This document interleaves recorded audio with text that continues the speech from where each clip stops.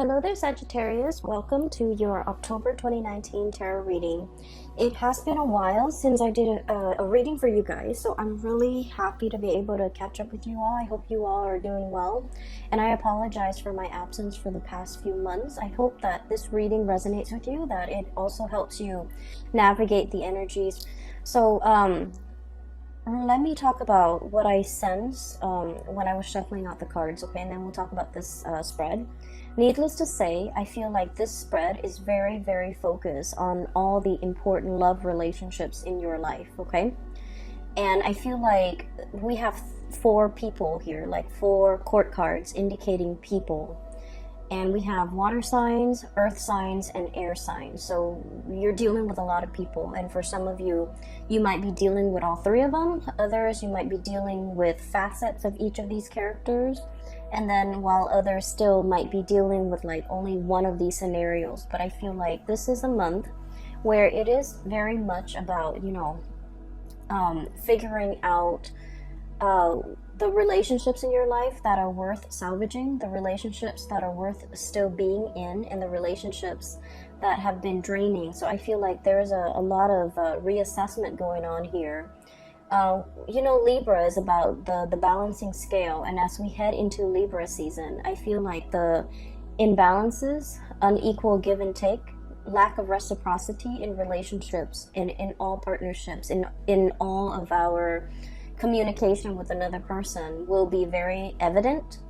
And so it's a time for us to really take stock of what's not working or what is working, and to figure out solutions to balance out the give and take in relationships. Okay, so I feel like for a lot of the signs, for a lot of people in general, everything that has happened since the month of January moving into now in the month of October, I feel like you're getting signs and messages along the way to indicate to you what is lacking, what's not working in your relationship.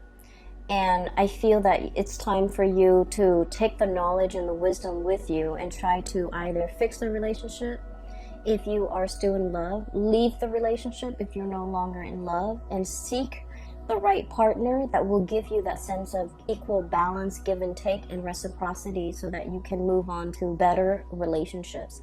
So it is an important month to put theory into practice, to figure out what you have already learned and how to implement that into the world, okay? So when I was shuffling out the spread for you, I saw two images.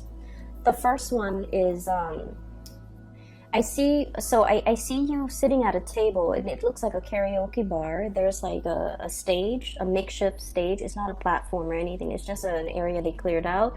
There's a microphone in the middle, and you're sitting at a table and you're looking at somebody. Their name is called up, and so it's like an open mic night, and it's at a bar. You're having your drink, and you're a man. Like, I can't really make out the features, but he's at a table looking at the microphone. The name is being called on the mic, and the next person who's supposed to sing a song steps up to the mic. The music starts, the soundtrack, the cues, the lyric cues start, and this person is ridden with stage fright. And the person didn't sing on cue, like the person just didn't sing. Okay, so then it leaves that air, the scene kind of breaks up, and then another scene emerged. And I'm going to talk about the first scene first before I go into the next scene. So I feel like the concept about being overwhelmed with fear, being overwhelmed with emotions, being overwhelmed with how they feel, being like just disoriented, the spotlight's on them, they don't really know how to react. So I feel like for many of you, this is not you, this is a person that you are dealing with, okay? I'm getting the word agoraphobic, somebody who is like not great around big crowds, large groups of people. They don't operate at their best when the spotlight is shown on them. And I feel like, they try their best to try to break out of these antisocial behaviors or stage fright or whatever it is. They're trying to, they're trying to kind of like break out of their own shell and to do something where it incorporates other people, but they're not able to overcome social anxiety. And I feel like the social anxiety is a big part of their personality. They're extremely introverted, possibly very, very shy. They, like, when you look at them, you might not feel like they have any type of social anxieties, because, you know, when you're in like a close relationship with them, they don't exhibit signs of social anxiety. But I feel like when they're out in public, when they're dealing with strangers, when they're dealing with just large crowds, they get very, very shy, and they shy away from big gatherings. And so for some of you guys, especially if you have a lot of like water placement in your chart, so for example, if you have like water, like Scorpio, Pisces, or Cancer as your sun, moon, or rising, or if you have a lot of planets in a water sign, this might be you, where you're feeling a little bit disconnected from people, mainly because you might have social anxiety. You might have issues when it comes to operating in a large crowd, being in a position where you're interacting with a lot of people, or you are kind of like front and center and people are looking at you, and, you know, all eyes are on you. It can feel very uncomfortable. And to a certain extent, most of us, I feel like the majority of people aren't great with like, public speaking always provokes like anxiety, but I feel like you're either dealing with somebody, or this is triggered in you in a situation that where you haven't experienced it in the past. So I feel something coming in, okay? I'm also getting the word tongue tie, stage fright, and tongue tie. Okay, so it could be either of those things. I strongly feel that you are dealing with somebody who has social anxiety, who has a lot to say, and yet they're very, very tongue tied because their emotions get in the way. That's what I'm feeling. And I feel like their method of expression has always been through either song, music, or other avenues of self-expression, you know, painting, dancing, whatever it is. But I feel like when it comes to one-on-one interpersonal communication, there's something here that's preventing them from expressing how they really feel. And so I feel like as a Sagittarius, it has been very frustrating for you to deal with somebody like this, because Sagittarius, you're very no holds barred. You're very like, you're very uncensored. You would speak your mind, you state your opinion, you want to be heard. And I feel like, you're very like no nonsense. If somebody ticks you off, you will give them a piece of your mind right away. And the beauty about fire signs in particular is that when someone or a situation upsets you, you blow over, like you blow up, but then you get over it. You don't hold things in, you don't hold grudges, you don't hold things in, you don't hold your emotions in. And I feel like it's a very healthy way to live. But you're dealing with someone who's like your counter opposite, okay, like you're a counterpart that's like your total opposite, excuse me. And they hold a lot of stuff in. They're used to repressing. They don't say what's on their mind. And I feel like a lot of it is they don't say what's on their mind out of fear, out of judgment, out of like, having those feelings or those words be used against them later. So, in this day and age with social media, with digital communication, a lot of things can be taken out of context. A lot of situations too, like we can't really retract and rescind what we say, because things are permanently on social media or on some type of a public forum, or once something has been said, and the way in which they have been said, the tone that is used, it's really hard to take back. Okay, once we form a strong opinion and we verbalize that opinion, it's very, very difficult to take back. And so you're dealing with somebody who's aware of all of this. And so they're very calculated when it comes to the things that they say, how they communicate, what they communicate, and who they communicate these messages to. And from your perspective, you might feel like, oh my gosh, they are so cowardly.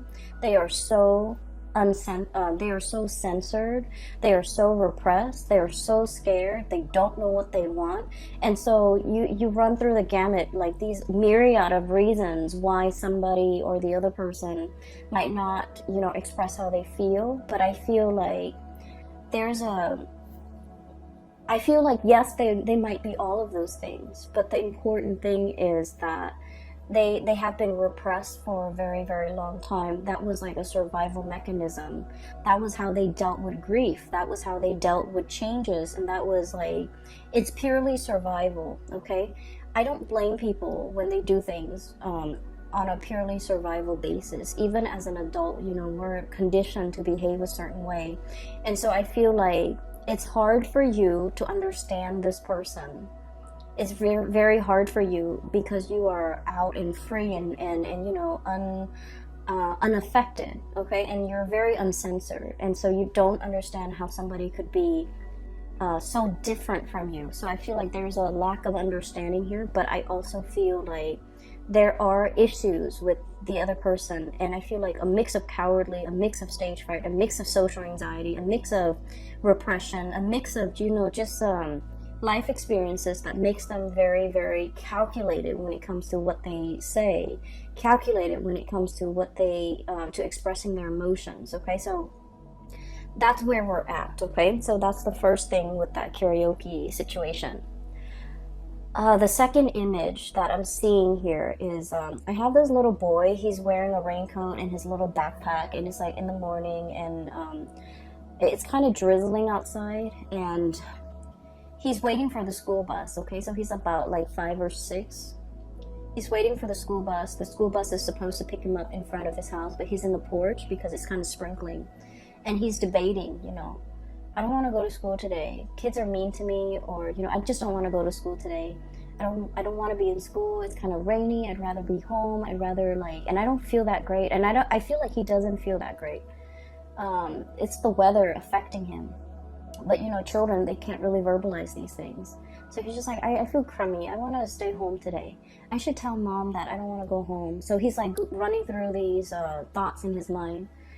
And then he's like, I don't want to go home. I don't want to go. I don't want to go to school. I don't want to go to school. I want to stay home. And then he's still deliberating in his mind. Should I go back in and tell mom I don't want to go to school? And then just then the bus comes and the bus door opens and he's like, I want to go to school. Should I just go back inside and tell mom? And then he finds himself walking towards the bus. And then the door closes and the bus takes off because he took too long. Okay, so I feel like, once again, this could be you or another person that you're dealing with. And I feel like it's a situation where it's uneasy. You have like a gut reaction or a gut instinct on what you should do, right? Like you might have a disaffinity for something, like a lack of liking for something, or an aversion to something, or like just a repulsion towards something. And then you're trying to rationalize, like, why do I feel this way about this person? Why do I feel this way about this situation? And I feel like your intuition has been right. Your intuition is telling you, you know, that might not be the right person for you. That might not be the right situation for you. And crisis averted, because I feel like at the end of the day, the door closes.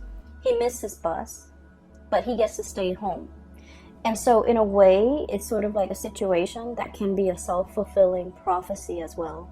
Okay, taking too long to make a decision. First of all, do I go to school or do I stay home? Taking too long to make a decision. And then at the very last minute, the decision is made for you. That option is ruled out for you. And so inaction, I feel, is as dangerous as like lack of action, or doing something where your heart is not 100% committed in it. It can lead to failure. Does that make sense? Because I'm feeling like there's a self-fulfilling prophecy. It's something that you're just like, oh, it's doomed to fail from the start. I'm just going through the motions to do it, but it's doomed from the start. And because you're half-assing it, and because you're like just going through the motions, and because you're also injecting a lot of just self-defeating negativity into a situation, it fails. And I honestly feel like this is not you, Sagittarius. This is somebody that you're dealing with, where they're like constantly mired in a very, very negative mindset. They don't look at the end goals. They don't look at, you know, pushing themselves past their limit.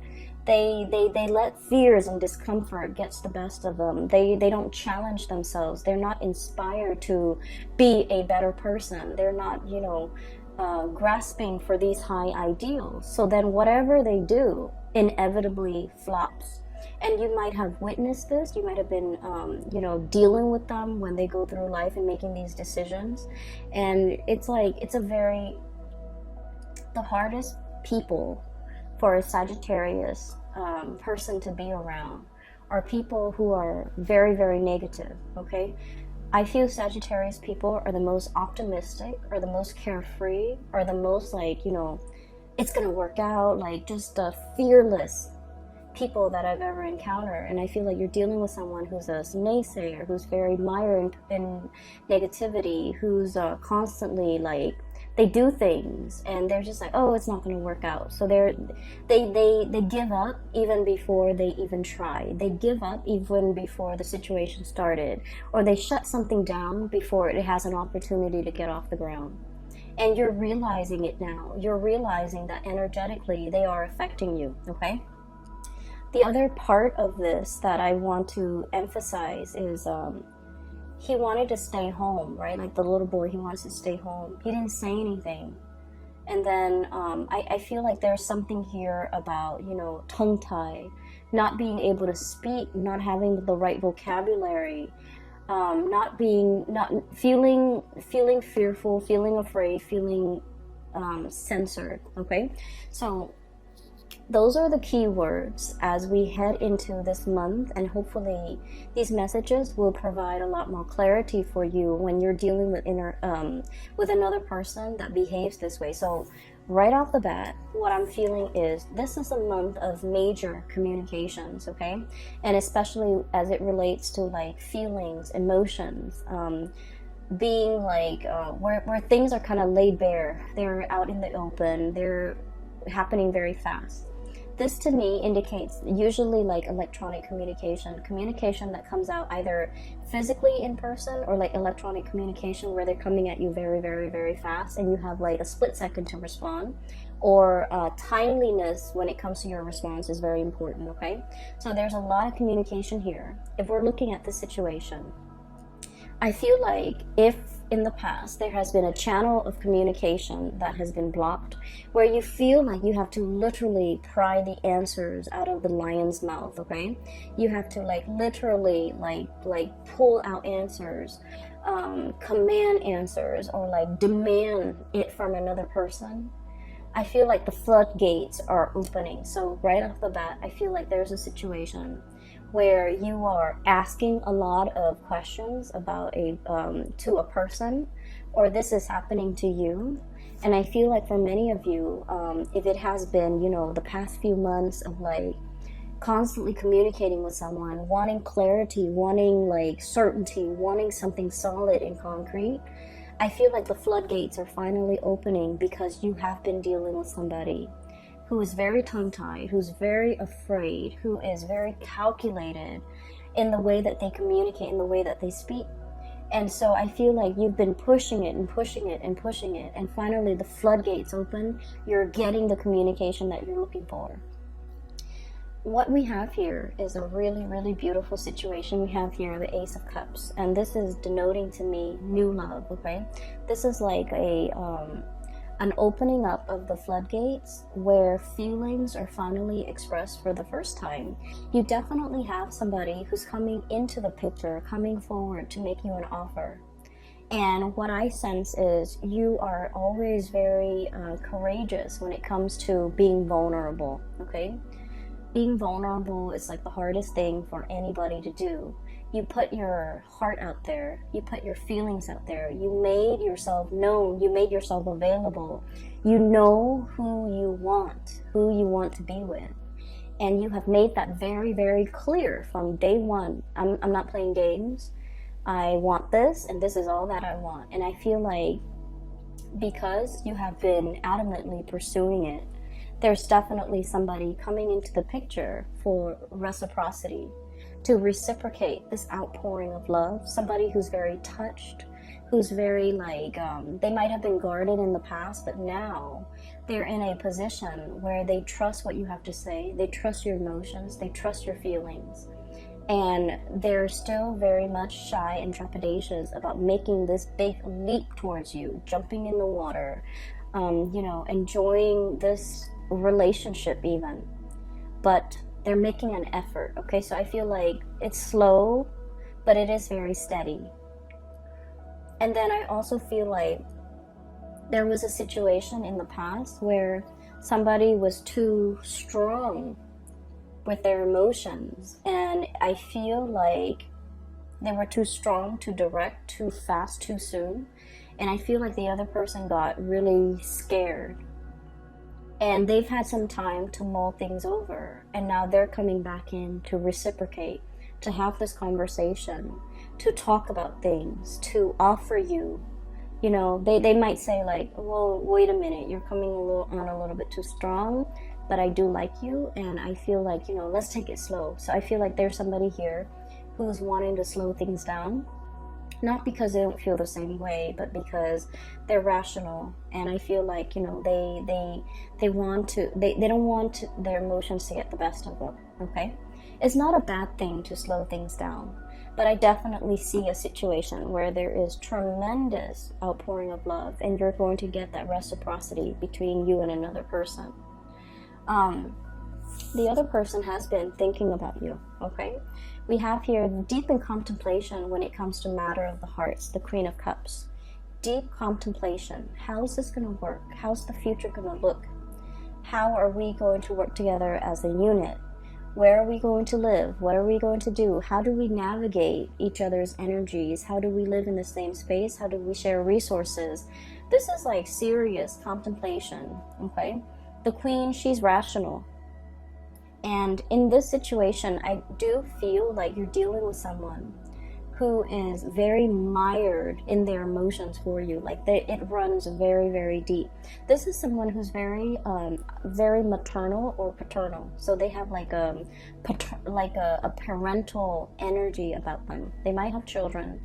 They might be I'm seeing somebody who like really knows how to take care of another person. They don't enter relationships unless it's the long haul. So they might have, you know, dated only like a few people, okay? And so when they date, they think about long term. They think about, you know, the marriage, the engagement, the house, the kids, the happily ever after. They don't rush into a situation just to see what happens. If it doesn't work, then, you know, we'll separate. They don't do that. They don't play like that. And so I feel like your direct energy might intimidate them, might scare them, and it might even make them feel like you're not here to stay.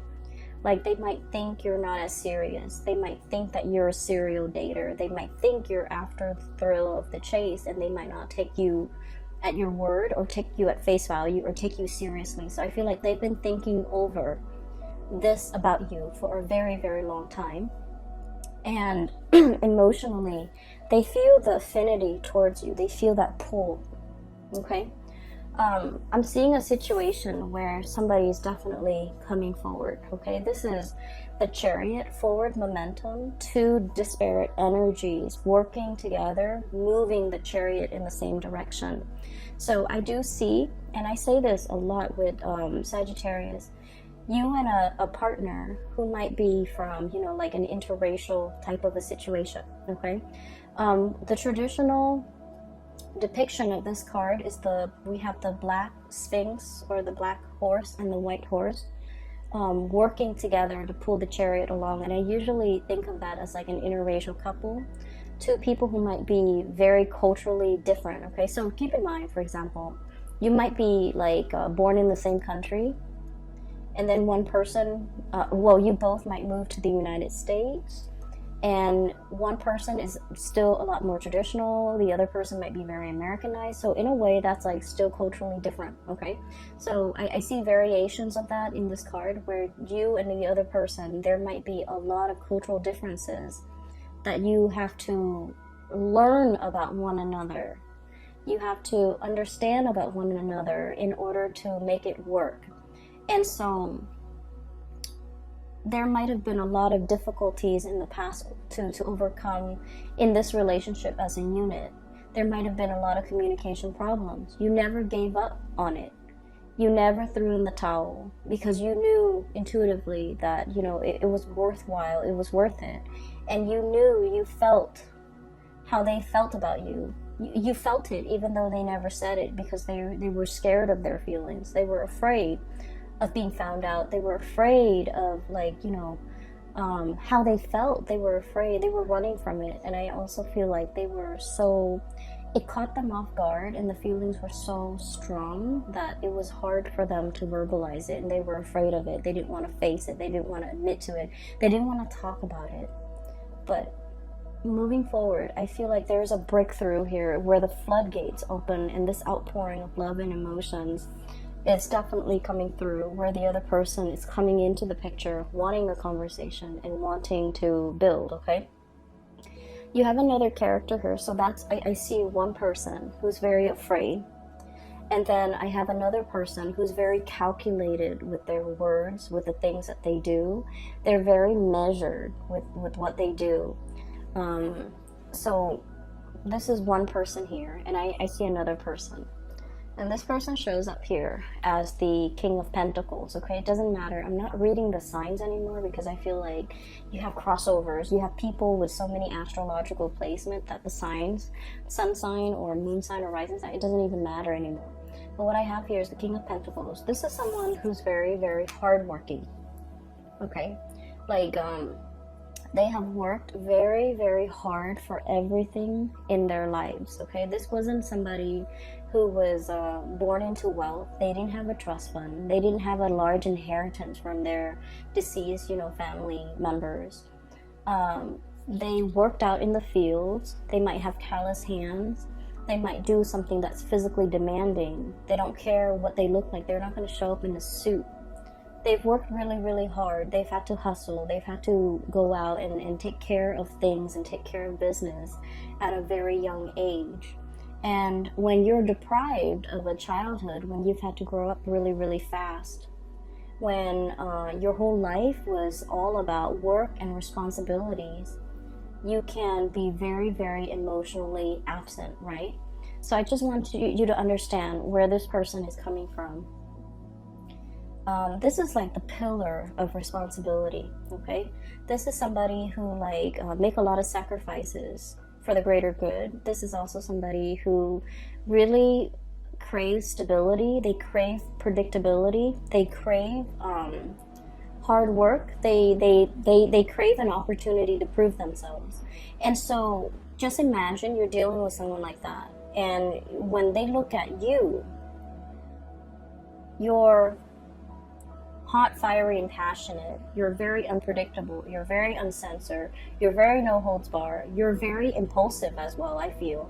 But you're so lucky because your impulses don't get you in trouble. But Aries do. And I feel like to a certain extent, Aquarius and Leo, their impulses, you know, and Pisces, their impulses often get them in trouble. But I feel like you're ruled by, you know, Jupiter, which is the planet of luck. You have a guardian angel. And you never get yourself in sticky situations for very long. There's always an out for you. But the point is, they look at you, and everything that you do is like runs counter to everything that they have done thus far to achieve everything in their life. So they look at you as a wild card. They look at you as kind of like, it's exotic and fun and exciting and passionate, but it's unstable.